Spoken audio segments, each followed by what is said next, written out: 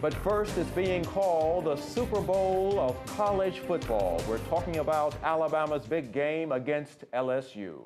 Anticipation is growing among the Bama faithful as they get ready for Saturday's battle on the gridiron. Last year, LSU came out on top in Death Valley, winning 24-21. This year, an undefeated Bama sits at number 2 in the nation. The LSU Tigers are also undefeated and currently number 1. Both teams were off last week getting ready for this highly anticipated game. And today, head coach Nick Saban said the hype won't change how he gets ready for the game.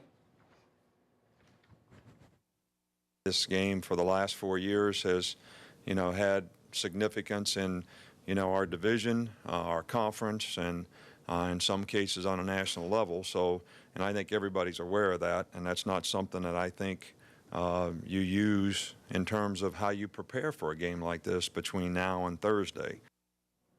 The game is set for 7 p.m. at Bryant-Denny Stadium. It will be carried live on CBS. WVUA Sports Director Gary Harris will have much more later on in Alabama's home team sports. The University of Alabama and the city of Tuscaloosa are taking extra steps to prepare for the big game. Some are even saying the capstone has never seen a crowd like this before. WVUA's Travis Leader has the story. With less than a week remaining until the battle between LSU and Bama, UA Game Day Operations is busy preparing for record crowds this upcoming weekend. We expect about 140,000 people here on campus on game day. Probably 1,700 tents on the quad. That's what we're expecting, and that would be a new record. Because of that record, Tuscaloosa Mayor Walt Maddox says the city is making sure they have everything ready and in place. In this case, we're supersizing it. We're putting more staff. It being a night game, too, does add a little bit to the logistical strain. But Mayor Maddox says these fans will come with money to spend, and that's good for city businesses as a whole. There's no doubt the more people that you bring into town, more money is going to be spent, especially being a night game, which is going to promote a lot of spending all day. I think that's a very good thing for the community. Some local businesses say for a game of this magnitude, it's important to have everything in place and ready to roll. Honestly, I have no idea what to expect this weekend, but just a lot of foot traffic, a lot of business, and just a lot of sorting through it. One of the biggest questions leading up to Saturday's big game is what the mayor thinks the final score will be. Alabama 17, LSU 14. Reporting in Tuscaloosa, Travis Leader, WVUA News.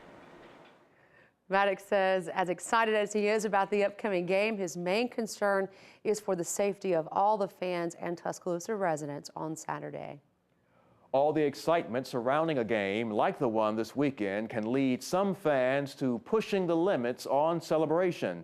Tuscaloosa Police Sergeant Brent Blankley says because the game doesn't kick off until 7 o'clock, alcohol could be a problem. Blankley says if police see anyone intoxicated, they will immediately go to jail. He says police will have almost every available officer on hand during and after Saturday's game. Meanwhile, Edgar Colloway with North Star Paramedic Services says they too are preparing for a record-breaking number of fans. We're making sure that all of our staff is available for the weekend. We'll be putting on additional ambulances and, paramedics, people to respond to calls. We'll have additional dispatchers on to answer the call volume. And Colloway advises fans to make sure they know their surroundings so they can give officials specific directions in case they need help. Pirates, princesses, and angels took over the Capitol School today. Trick-or-treaters at the elementary school got a jump start on their Halloween fun. Witches and clowns, some of the ghastly costumes seen at that celebration today.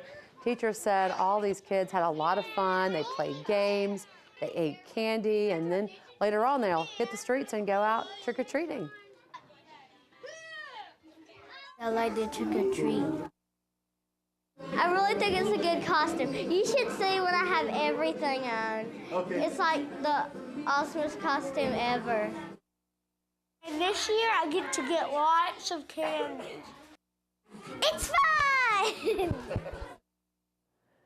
I think it's safe to say they are ready. I'm just going to go out on a limb on that one. Well, according to the Consumer Product Safety Commission, there are some important safety tips to keep your Halloween safe. Costumes should be light and bright enough to be clearly visible to motorists. Young children should be accompanied by an adult. Also, remember, children should walk and not run from house to house, and examine all that candy before allowing the kids to eat their treats. Also, because of damage, the Downs on Hargrove Road and the Highlands off University Boulevard not allowing trick-or-treating this year because of the lack of street lights.